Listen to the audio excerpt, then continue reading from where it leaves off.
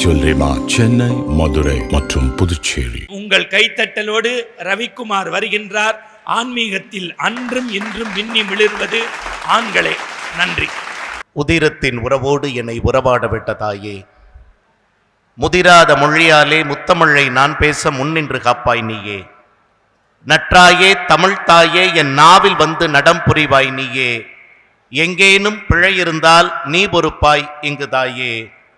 பாமாலை பாடியவள், பூமாலை சூடியவள், சூடி கொடுத்த சுடற்கொடியின் திருவடியின் அருகில் அமர்ந்து தமிழ் பேச கிடைத்ததை வாழ்நாளின் பாக்கியமாக எண்ணி போற்றுதலுக்கும் பாராட்டுதலுக்கும் உரிய முன்னமர்ந்தும் செல்லும் இடத்தில் கண்ணமர்ந்தும் சாணக்கியா மற்றும் குரு யூடியூப் சேனல்களின் வழியே அறம் சார்ந்த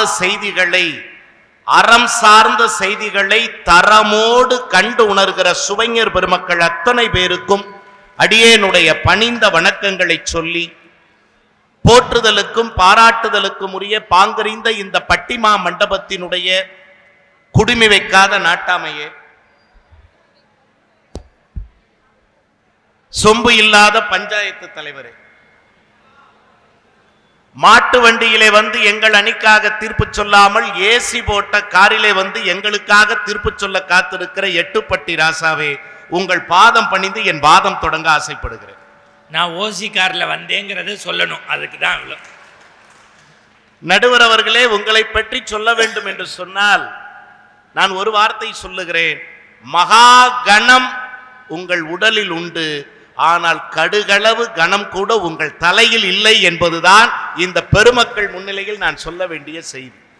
இன்னும் சொல்லணும்னா, கர்வத்தை தவிர சர்வத்தையும் கற்றிருக்கிற உங்களுக்கு வில்லிபுத்தூர் மக்களினுடைய கைதட்டலையே பாராட்டாக மீண்டும் கொடுத்து, அண்ணன் பேசும்போது ஒரு வார்த்தை சொன்னாங்க, எல்லாரும் கொஞ்சம் கைதட்டுங்க நல்லா உற்சாகமானு. இந்த கைதட்டல் எதுக்கு அப்படின்னா, ஒரு மனிதன் பிறக்கின்ற போது கிடைப்பது தாயினுடைய நாக்கிலிருந்து பிறக்கிற தாலாட்டு.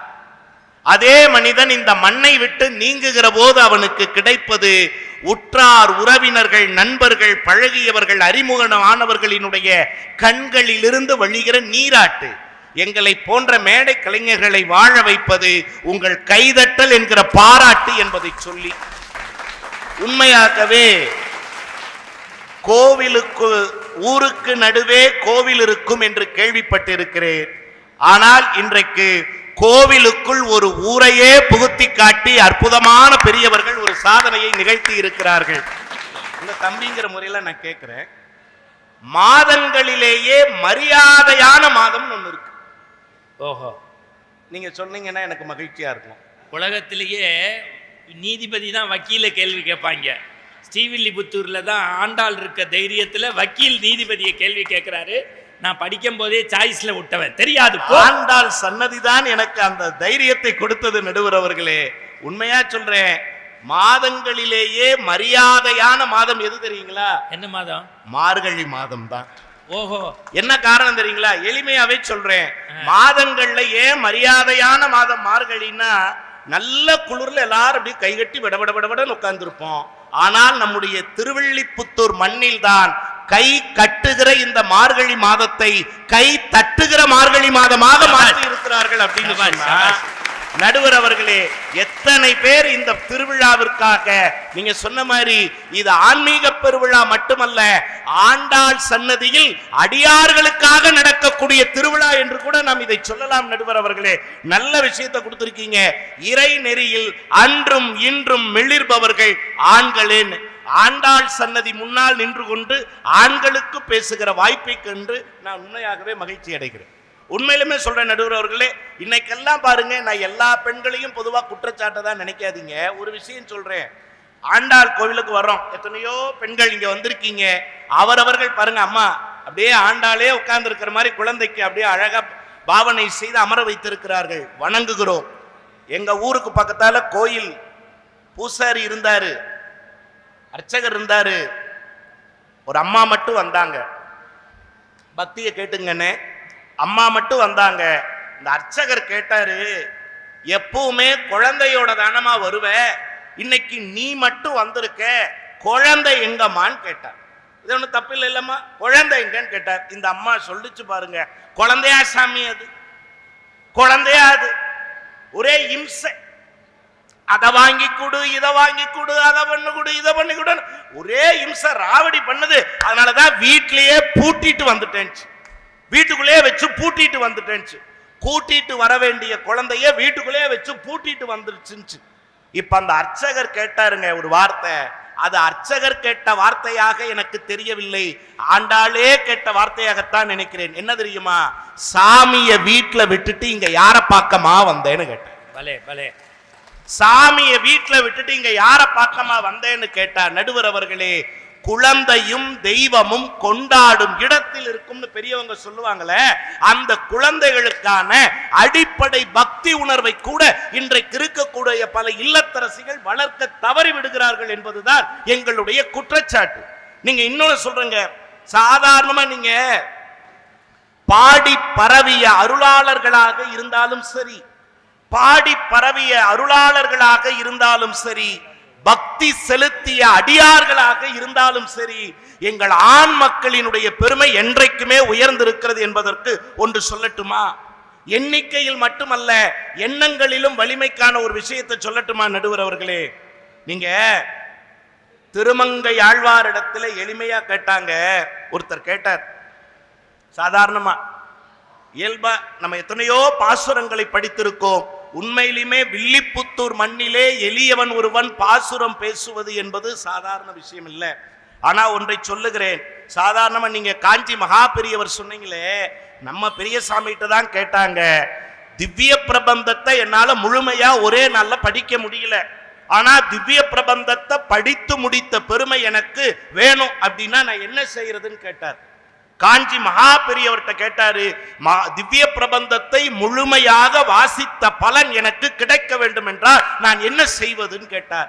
மிக எளிமையா சொன்னாரு, ஒரே ஒரு பாசுரத்தை படித்தால் போதும், திவ்ய பிரபந்தத்தை முழுமையாக ஓதினால் என்ன பலன் கிடைக்குமோ அந்த பலன் கிடைக்கும் என்று சொன்னார். அது வேறு எந்த பாசுரமும் அல்ல, திருமங்கையாழ்வார் பாடிய நிலம் தரம் செய்யும் நீல் விசும்பு அருளும் அருளோடு பெருநிலம் அளிக்கும் வளம் தரும் மற்றும் தந்திடும் பெற்ற தாயினும் ஆயின செய்யும் நலம் தரும் சொல்லை நான் கண்டுகொண்டேன் நாராயணா என்னும் நாமம் என்கிற அந்த ஒற்றை பாடலில் ஆயிரக்கணக்கான பாடல்களை படித்த புண்ணியம் கிடைக்கும் என்று ஒரு ஆண்மகன் சொல்லுகிறான் என்று சொன்னால், இவர்களால் பக்தி நெறி வளர்ந்ததா வளரவில்லையா? பக்தி நெறி வளர்ந்ததா வளரவில்லையா? இல்லைன்னு சொல்லிட முடியுமா? நான் கேட்கிறேன் நடுவர் அவர்களே, நான் இப்படி சொல்லுகிறேன், ஐயப்பனை பற்றி நீங்கள் சொல்லுகிற போது அறிந்தும் அறியாமலும் சொல்லும் போது அத்தனை பேரும் சரணகோஷம் எழுப்பினார்களே. எத்தனையோ முறை இருமுடி ஏந்தி ஆண்டு தவறாமல் ஐயனை போய் பார்க்கிறீர்கள். ஒவ்வொரு கார்த்திகை தீபத்தின் போதும் சரி, ஜோதி தரிசனத்தின் போதும் தொலைக்காட்சிகளில் எல்லாம் உங்களுடைய வர்ணனை குரல் ஒலித்துக் கொண்டிருக்கிறது. நான் இப்படி கேட்கிறேன், அதே ஐயப்பன் கோயில்ல நடுவர் அவர்களே, சென்ற போது நான் பார்த்து வியந்த ஒன்று என்ன தெரியுங்களா? ஏன் ஆண் மக்களினுடைய பக்தி உச்சநிலையை தொட்டிருக்கிறது என்பதற்காக நான் சொல்லுகிறேன். ஒரு எளிய மனிதர் போன சாமியினுடைய தோளை தொட்டார். 18ஆம் படிக்கு இப்படி போக முடியுமா சாமின்னு கேட்டார். 18ஆம் படி முன்னாடி தான் நிக்கிறீங்க சாமி, அதுல என்ன பிரச்சனை ஏன் சாமின்னார். இல்ல ஐயப்பா, எனக்கு 2 கண்களிலும் பார்வை இல்லை, எப்படி போறதுன்னு கொஞ்சம் வழிகாட்டுங்க. 18ஆம் படி ஏறக்கு வழிகாட்டினார். சன்னிதானத்துக்கு முன்னாடி வந்தாங்க. இதோ பாருங்க, கருவறையில் ஐயப்பன் அப்படி அழகா உட்கார்ந்துருக்க, சின்ன குழந்தை மாதிரி கை தூக்கி சாமியே சரணம் ஐயப்பானாரு. கருவறையை விட்டு கொஞ்சம் வெளியில வந்தாங்க. வந்து அந்த சாமிகிட்ட கேட்டார், பார்வை இல்லாத சாமிகிட்ட அந்த உதவி செஞ்ச சாமி கேட்டாரு, உங்களுக்கு தான் பார்வை இல்லையே, உங்களுக்கு தான் கண்ணு தெரியாதே, நீங்க எந்த நம்பிக்கையில ஆண்டு தவறாமல் ஐயப்பனை பார்க்க வருகிறீர்கள்னு கேட்டபோது அந்த பார்வையற்ற ஐயப்ப பக்தர் சொன்ன வார்த்தை என்ன தெரியுமா? நான் தானே ஐயப்பனை பார்க்க முடியாது, ஐயப்பன் என்ன பார்ப்பான்லன்னு. நடுவர் அவர்களே, இந்த பக்தியை தயவு செய்து குறைத்து மதிப்பிட வேண்டாம் என்று சொல்லுங்கள். ஒரே ஒரு கொசுறு செய்தி சொல்லுங்க. இங்கே உள்ள ஐயப்ப பக்தர்கள் எல்லாருக்கும் தெரிஞ்சுக்கங்க, இந்த தேங்காயில் நெய் நிறைக்கிறோம்ல, 3 கண்ணு இருக்கும். ஒத்த கண்ணை மட்டும்தான் திறந்து நெய்யை ஊற்றுவோம். ஒத்த கண்ணை மட்டும். ஏன் தெரியுமா? நம்ம எப்போதுமே புறக்கண்ணால் பார்க்குறோம், அகக்கண்ணை திறக்கிறதே இல்லை. ஒரு மண்டல விரதம் இருந்து ஐயப்பா என்னுடைய புறக்கண்ணை மூடி அகக்கண்ணை திறந்து உனக்கு பொய்யின்றி மெய்யோடு நெய் போடுறேன், நீ என்னைய பாருடான்னு சொல்றதுதான் அதனுடைய தாற்பயம். நன்றி நடுவர். நான் கேட்கிறேங்க, சாதாரணமானவற்றை எல்லாம் நீங்கள் சொல்லுகிறீர்களே, அதுவும் குறிப்பா நிறைய தாய்மார்கள் இருக்காங்க. இந்த நம்ம யூடியூப் வழியா கேட்கிற தாய்மார்களுக்கு சொல்றேன், கணவனுக்காக அத்தனை விரதம் இருக்கிறோம் என்று சொல்லுவார்கள். நடுவர் அவர்களை கேட்டிருக்கீங்களா? நிறைய விரதம், திங்கக்கிழமை அந்த விரதம், செவ்வாய்க்கிழமை இந்த விரதம், புதன்கிழமை அந்த விரதம், நிறைய விரதம் சொல்லுவாங்க. இத்தனை விரதங்களால் யாருக்கு பயன் கேட்டா, என் வீட்டுக்காரரு நல்லா இருக்கிறக்காக இத்தனை விரதம் வாங்க. இது எல்லாவற்றையும் விட மகோன்னதமான ஒரு விரதம் இருக்கு. என்ன தெரியுங்களா? 7 நாளும் மௌன விரதம் இருந்தா வீட்டுக்காரர் அவ்வளவு சந்தோஷப்படுவார். இங்க கைதட்டல் பாருங்க, ஸ்ரீவில்லிபுத்தூர்லயே அதிகமாக யோசிச்சு பாருங்க. இல்லைன்னு சொல்ல முடியுமா? நான் இப்படி சொல்றேன் நடுவர் அவர்களே,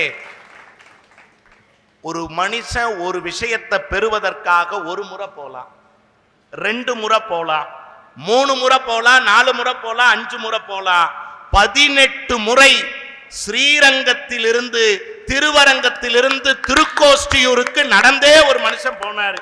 சரி, போய் என்ன கிடைச்சது? முக்தி அடைவதற்கான நாமத்தை, அந்த ரகசியத்தை தெரிந்து கொண்டார். சரி, தெரிந்து கொண்டவர் என்ன பண்ணாரு? ஒரு ஆண் அடியவர் தாங்க. தெரிந்து கொண்டவர் என்ன செய்தார்? தனக்கு மட்டும் தனக்கு தனக்கு தனக்கு தனக்கு தனக்கு தனக்கு தனக்கு தனக்குன்னு வச்சவன் யாரும் வாழ்ந்ததா வரலாறே கிடையாது இந்த உலகத்துல. ஆனா உடனே அந்த மந்திரத்தை தெரிஞ்சுக்கிட்டு, இந்த மந்திரத்தை நீ தெரிஞ்சதுனால நீ அற்புதமான அந்த சொர்க்கலோகத்தை அடைவாயின்னு குருநாதர் சொல்றாரு. மகிழ்ச்சி என சொல்லிவிட்டு அதே கோவிலினுடைய கோபுரத்து மேல ஏறி எல்லா எளியவர்களையும் அழைத்து உங்களுக்கான மோட்சத்திற்கான சொர்க்கத்திற்கான மூல மந்திரத்தை, ரகசியத்தை நான் சொல்லுகிறேன்னு சொன்னாரு. உடனே எல்லா மக்களும் கேட்டாங்க. குருநாதருக்கு கோபம் வந்தது. வேறு யாரும் அல்ல, திருக்கோஷ்டி நம்பிகள். கோபம் வந்து கேட்டாரு, இப்படி செய்யலாமா? இப்படி செய்தால் நீ நரகம் புகுவாய் என தெரியாதான் கேட்டபோது அந்த எளிய அடியவன் கேட்ட வார்த்தை என்ன தெரியுமா? நான் கொடு நரம் புகுவேன் என்பது இருக்கட்டும் குருதேவா, ஆனால் இந்த மந்திரத்தை கேட்ட எளிய மக்கள் எல்லாம் எங்கே செல்வார்கள் என்று கேட்டபோது, இவர்களுக்கெல்லாம் வைகுந்த பதவி கிடைக்கும், மோட்சம் கிடைக்கும் என்று சொன்னபோது அவன் சொன்ன அத்தனை, அந்த புரட்சியாளன் சொன்ன வார்த்தை என்ன தெரியுமா?